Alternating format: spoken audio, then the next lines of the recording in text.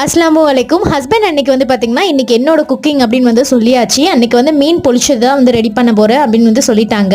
சமைக்கிறது கூட பிரச்சனை இல்லை. அந்த கிச்சன் கவுண்டர் டாப் ஃபுல்லாக வந்து இருக்கும் பார்த்தீங்கன்னா, அதை நம்ம தான் வந்து க்ளீன் பண்ணணும். சரி ஓகே, ஹஸ்பண்ட் தான் குக் பண்ணுறதுனால மேல் வேலையெல்லாம் நம்ம வந்து பார்த்துக்கலாம் அப்படின்னு சொல்லிட்டு எல்லாத்தையும் எடுத்து கொடுத்துருந்தேன். நிறைய பேர் வந்து அந்த பிரியாணி வீடியோ பார்த்துட்டு கேட்டிருந்தீங்க, அந்த பிரியாணி ரெசிபி வந்து அப்லோட் பண்ணுங்க உங்கள் ஹஸ்பண்ட் குக் பண்ணதுன்ட்டு. நமக்காச்சும் அந்த பொறுமைன்னு ஒன்று வந்து இருக்கும். வீடியோ ஷூட் பண்ணுறோம், ஸோ வந்து நம்ம மசாலா போடும்போது வந்து எடுக்கணும் அப்படின்னு சொல்லிட்டு இவங்களோட சமையலில் வந்து டக்கு டக்கு டக்குன்னு எல்லாம் வந்து முடிஞ்சிரும். 2 மசாலா கேட்டு 3வது மசாலா எடுத்துகிட்டு வந்து கொடுக்குறதுக்குள்ளார வந்து பார்த்திங்கன்னா சமையலே வந்து முடிஞ்சிருச்சு அப்படின்றவாங்க.